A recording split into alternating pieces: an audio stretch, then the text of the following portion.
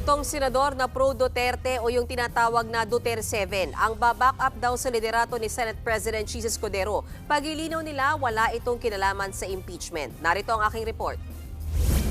Suportado ni Senator Bato de la Rosa na manatili bilang Senate President si Jesus Escudero sa 20th Congress. Ayon kay Senator de la Rosa, kasama sa tinatawag nilang Duterte 7 na nakapag-commit na para suportahan si Escudero ay sina Senators Bongo, Robin Padilla, Rodante Marcoleta, Amy Marcos, Mark at Camille Villar. Hindi pa masabi ngayon ni De La Rosa kung lahat sila ay nakapirma na sa pinapaikot na resolusyon, pero siya raw mismo ay nakapirma na.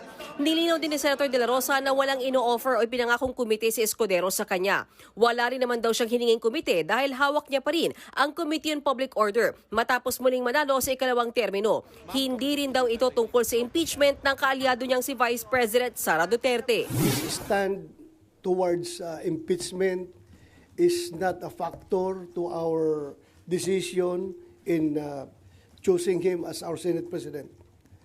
Ang pinaka-big factor dyan na nakikita ko lang talaga is yung pagka-open niya. Nakikinig siya. Lahat ng sides pinapakinggan niya. So, yun ang nagustuhan namin na liderato. Kung may Duterte 7, umuugong naman ang balitang sasali rin sa mayorya sina Senators Bam Aquino at Kiko Pangilinan. Ang nangampanya para sa kanila na si Senator Risa Hontiveros, hindi raw nasasaktan. Kanya-kanyang desisyon daw yan. Hindi ako na-hurt dahil yun na nga sabi ko nga, basta patuloy akong maninindigan. Kung ang bawat isa sa amin ay may sariling diskarte, ako rin naman po, mananatili akong independent senator. Kung sakali, wala naman daw problema kung makakasama ni Senator Bongo, sina Aquino at Pangilinan sa mayorya. Hindi naman porket magkaiba kayo ng partido ay magkasalungat na yung mga prioridad ninyo.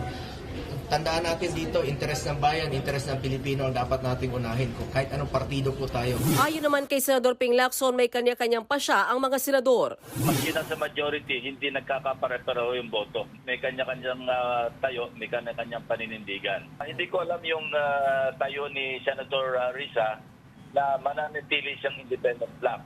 Kasi there's no such thing.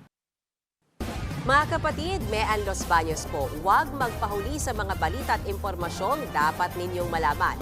Para sa mas malawak na balitaan at diskusyon, mag-follow at mag-subscribe na sa social media pages ng News 5.